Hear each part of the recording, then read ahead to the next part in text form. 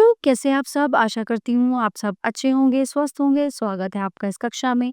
आइए आज हम पढ़ते हैं हिंदी व्याकरण का पाठ 21 अनुच्छेद लेखन। किसी भी विषय को संक्षिप्त एवं प्रभावपूर्ण ढंग से प्रस्तुत करने की कला को अनुच्छेद लेखन कहा जाता है। यह अपने आप में पूर्ण होता है, ठीक है।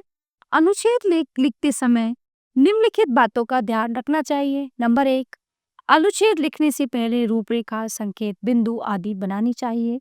जो विषय दिया गया है उसका सांगोपांग वर्णन करना चाहिए। भाषा विषय अनुरूप शुद्ध, सरल एवं सटीक होनी चाहिए। भाषा स्पष्ट होनी चाहिए। अनावश्यक विस्तार से बचें लेकिन विषय से न हटें।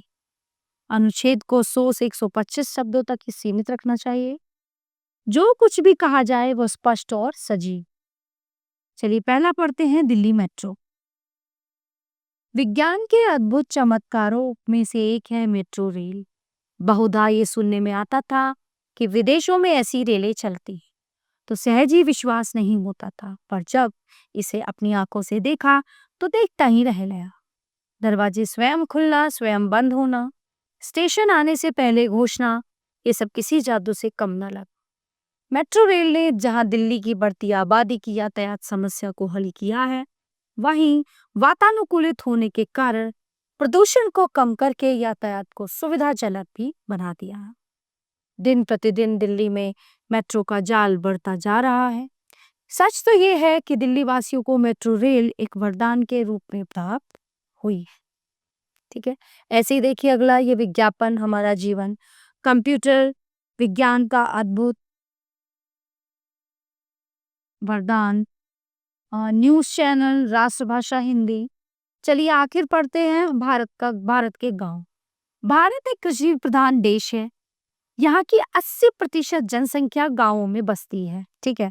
गांवों में प्रति की छटा चारों ओर बिखरी हुई है। गांव के किसान खुद भूखे रहकर हमारे लिए अन्न उगाते हैं। वे महाजन के कर्ज में दबे रहते हैं। आज भी ग्रामीण अशिक्षा, अज्ञानता, अंधविश्वास से जूझ रहा है।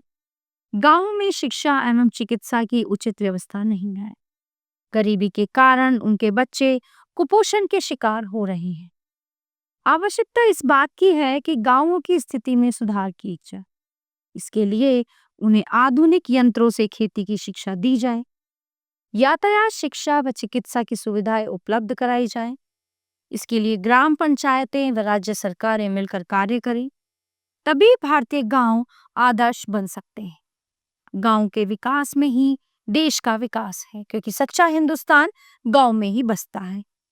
तो प्यारे बच्चों, ये था हमारा पाठ अनुच्छेद लेखन, जो यहीं पे समाप्त होता है। आशा करती हूँ आपको अच्छे से समझ आया होगा। मिलते हैं अगली कक्षा में। धन्यवाद।